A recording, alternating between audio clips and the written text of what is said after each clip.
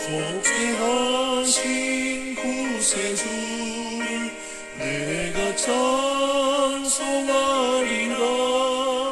내게 자유 주시려고 주가 고난 받네.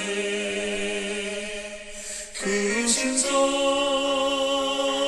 찬양하리. 나의 죄 사하려고 십자가에 죽임 당한 나의 주 찬양하리. 내가 구원받은 증거 기뻐 전하리라. 내 죄 모두 담당하신 주의 사랑 크셔라. 크신 사랑 찬양하리. 나의 죄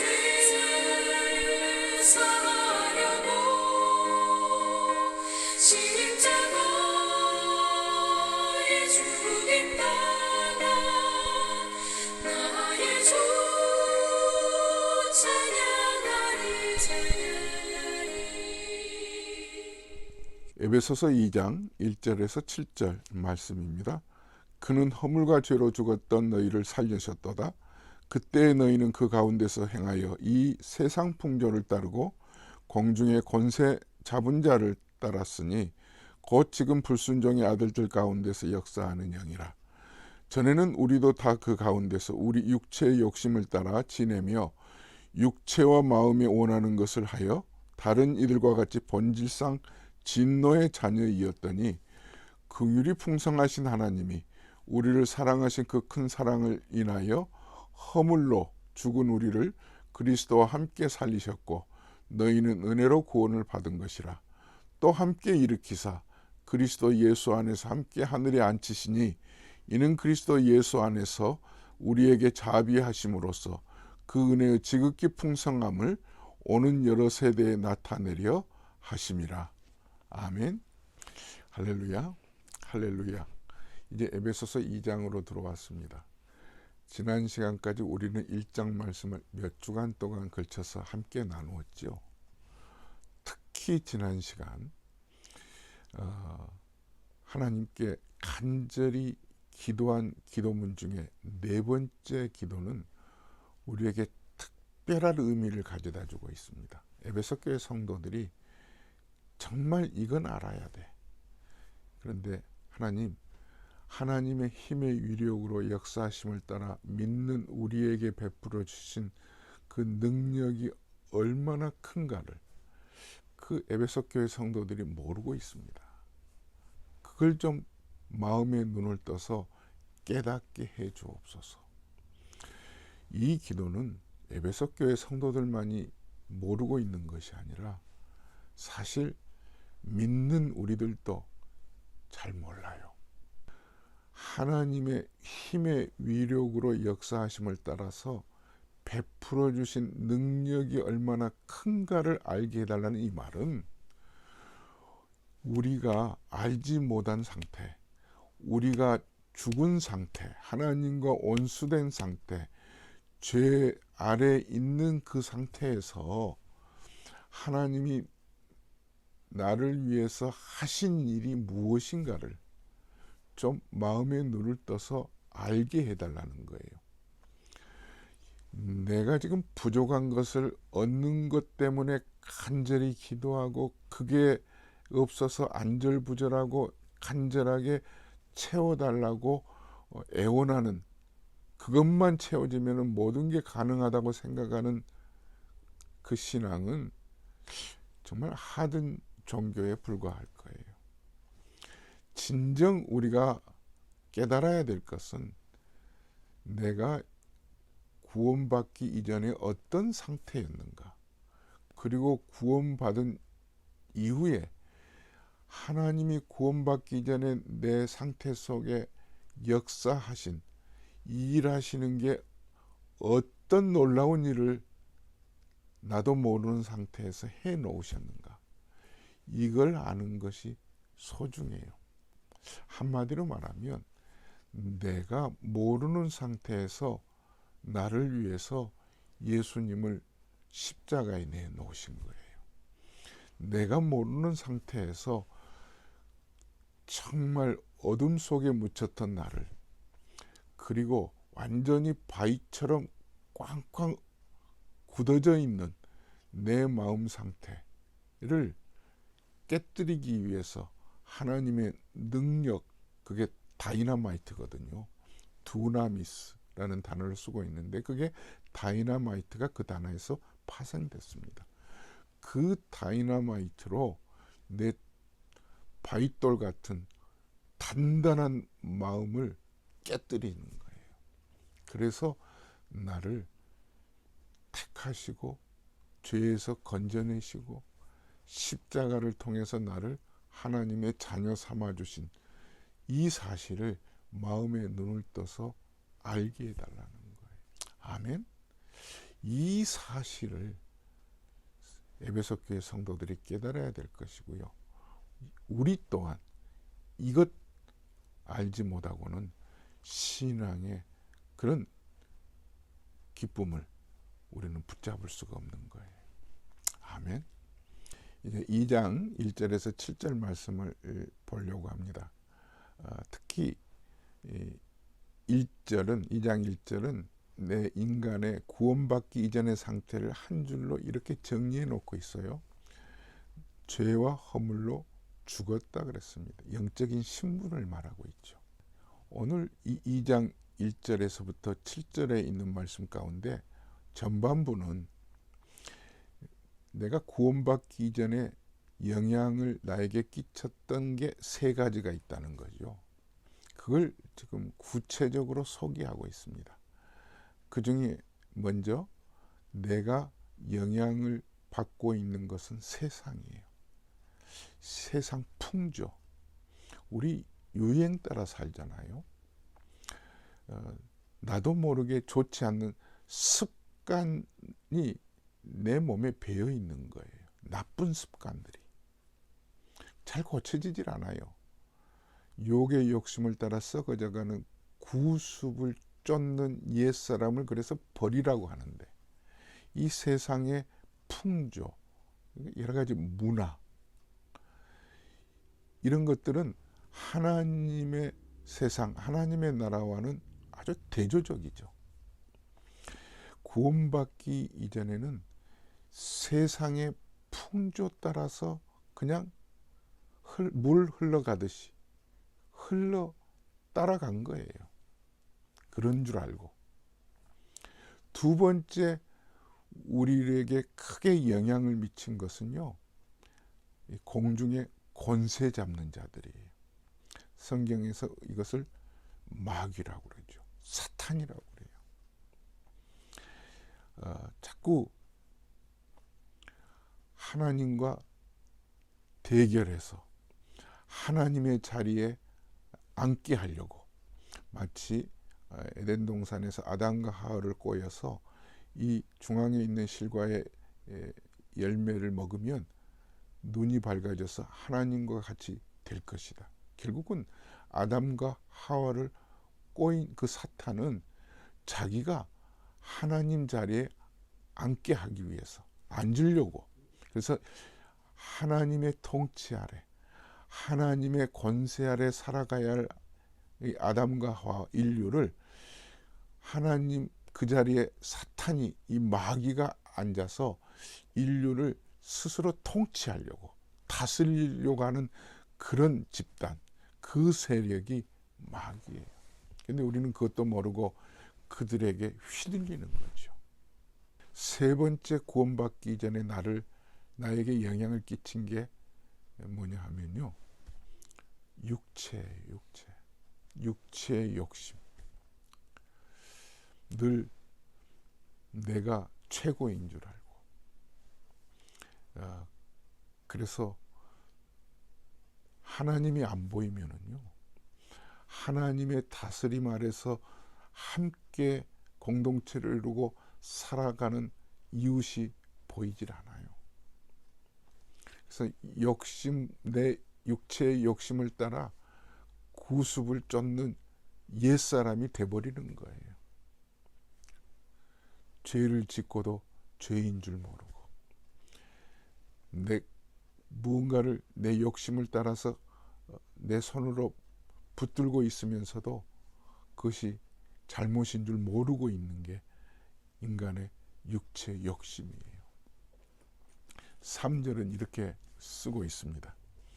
전에는 우리도 다 그 가운데서 우리 육체의 욕심을 따라 지내며 육체와 마음이 원하는 것을 하여 다른 이들과 같이 본질상 진노의 자녀이었더니, 짧은 구절이지만 아주 우리의 육체의 욕심을 따라서 하나님의 진노 아래 있는 내 모습을 구체적으로 적어놓고 있잖아요.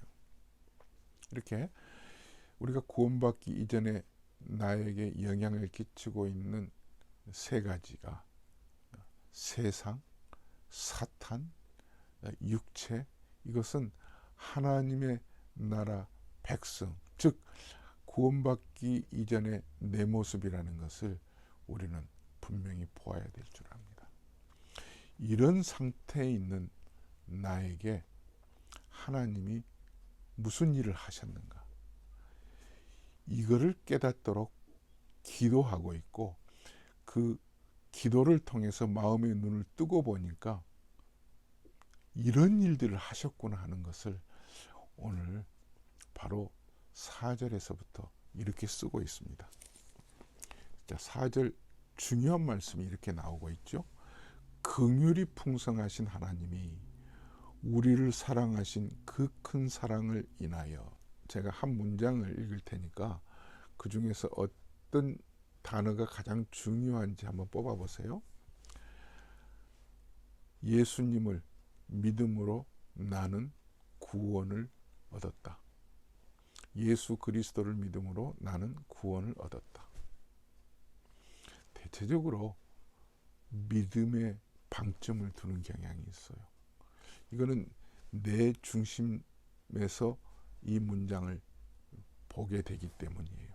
그러나 이 문장에서 중요한 것은 예수 그리스도예요. 내가 죽은 상태에서 내가 어떻게 믿음을 가질 수가 있어요? 믿음도 하나님의 은혜로 주어진 거거든요.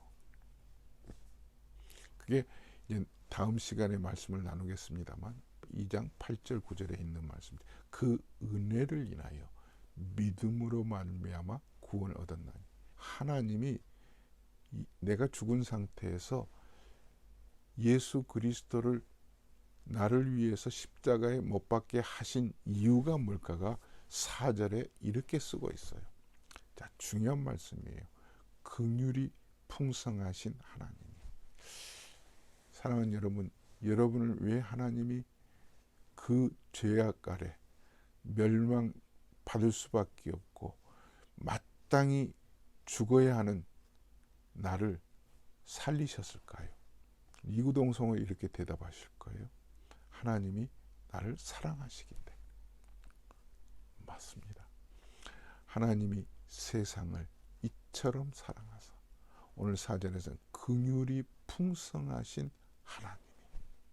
최근 한국에 큰 물난리가 나서 실종자를, 물살에 휩쓸려간 주민을 찾기 위해서 해병대를 투입을 시켰잖아요. 해병대원이 투입되는 중에 그만 대원 한 사람이 실종되었다가 죽음으로 발견되어서 온 나라가 크게 애도하고 있습니다. 어떻게 이럴 수가 있을까? 구명조끼 하나 입혀놓지 않고 어떻게 그 큰 물살 속에서 실종자를 찾게 했을까? 근데 만약에 이 죽음으로 발견된 이 해병대원을 살릴 수 있는 길이 한 가지가 있다 할 때, 대통령이 자기 아들을 대신 죽게 하면 그 죽었던 그 실종자가 살아 돌아온다 할 때, 대통령이 내가 하겠다. 그 실종자의 안타까운 죽음을, 그 해병대원의 안타까운 죽음을 내가 도저히 볼 수가 없다. 그를 살려내기 위해서 내 아들이 죽는다면 기꺼이 내 아들을 죽게 하겠다. 이런 일이 있을 수도 없겠습니다만 만약에 그렇다면 온 국민들이 얼마나 놀라겠습니까? 훌륭한 지도자라고 할 수 있겠죠. 그죠? 박수치고 감탄하겠죠. 그런데 오늘 성경에 이 일이 있는 거예요. 우리가 이미 영적으로 죽은 상태인데 우리를 살리기 위해서는 하나님께서 수많은 사람들 가운데 여러분들을 택하셨어요. 저 무인도에 여러분 혼자서 계신다면, 여러분들을 살리기 위해서 누군가가 죽어야 된다면 하나님께서 그 아들을 기꺼이 보내셨을 거예요. 그게 4절에서 한 절로 이렇게 쓰고 있습니다. 긍휼이 풍성하신 하나님. 긍휼이 풍성하신 하나님. 다른 말이 설명이 필요가 없죠. 하나님이 세상을 이처럼 사랑하사. 이게 구원받기 이전에 이 죽은 내 영적 신분을 살리기 위해서 하나님이 어떤 작업을 하셨는가, 하나님의 하나님 되심을 보여주고 있는 거예요. 사랑하는 성도 여러분, 그렇기 때문에 그 하나님을 우리는 찬양하게 되는 거죠. 긍휼이 풍성하신 하나님이 우리를 사랑하신 그 큰 사랑을 인하여 허물로 죽은 우리를 그리스도와 함께 살리셨고, 이 사실이 그 베풀어 주신 능력이 얼마나 큰가를 깨닫도록 기도하고 있는 사도 바울의 기도가 오늘 이 말씀에 녹아 있는 거예요. 여러분, 앞으로 내게 필요한 것들을 얻기 위해서 기도하는 것보다 내가 구원받기 이전에 죽어 마땅하고 멸망당할 수밖에 없는 내 신분, 영적으로 죽은 자를 살려놓으신 그 하나님의 위대하심, 긍휼이 풍성하신 그 하나님이 그 사랑이 큰 사랑으로 인하여 나를 죽은 자 가운데서 살리셨다는 거다. 그러니까 결국 이 말 속에는 내가 살기 위해서는 하나님의 아들 예수 그리스도를 내가 죽어야 할 그 죄값을 대신해서 십자가에서 대신 치루신 거예요. 아멘. 이게 은혜예요. 오늘 6절 7절 말씀입니다. 또 함께 일으키사 예수 안에서 함께 하늘에 앉히시니 이는 그리스도 예수 안에서 우리에게 자비하심으로써 그 은혜의 지극히 풍성함을 오는 여러 세대에 나타내려 하심이라. 자, 이 한마디를 하고 다음 주로 넘어가겠습니다. 이렇게 나를 살려 놓으신 이유가 뭘까? 하나님의 구원의 역사를 수많은 무리들이, 수많은 인간들이 야, 놀랍구나, 이런 일들이 있었어 하고 박수치고 담복하고 하는 이 사실을 알게 하기 위해서. 이게 복음입니다. 사랑하는 여러분, 저와 여러분들의 삶이 이 복음을, 이 진리를 성령을 통해서 마음의 눈을 뜨게 해주셔서, 야, 내 안에 이런 일들이 있었어. 하나님이 나 같은 자를 위해서 이와 같은 일을 내가 모르는 사이에 내가 죽은 상태에서 나를 위해서 일하셔서, 이것들이 깨달아지는 역사가 우리 모두에게 있기를 주의 이름으로 축원합니다. 하나님 아버지, 죽은 나를 십자가를 통해서 살려주신 것을 감사합니다. 구원받기 이전에 세상의 풍조에 휩쓸리고 사탄의 그런 위력 앞에서 힘없이 쓰러지고, 그리고 육체의 욕심으로 인하여서 하나님과 원수된 나의 모습을 참 구체적으로 보았습니다. 이런 나에게 긍휼이 풍성하신 하나님이 하신 일들을 은혜로 깨닫게 해주시니 감사합니다. 이 모든 일을 통해서 그 베푸신 능력이 얼마나 큰지를 깨달아 하나님이 주시는 그 긍휼이 풍성하신 하나님을 깊이 사랑하고 높이며, 내가 구원받은 일로 인하여 수많은 사람들이 알 수 있도록 복음의 역사가 나타나게 인도해 주옵소서. 이제는 우리 주 예수 그리스도의 은혜와 하나님 아버지의 무한하신 사랑하심과 성령님의 감동 감화 충만하신 은혜가 구원의 능력을 힘입은 모든 성도들 머리 위에 영원토록 함께 계실지어다. 아멘. 주 안에서 사랑합니다. 샬롬.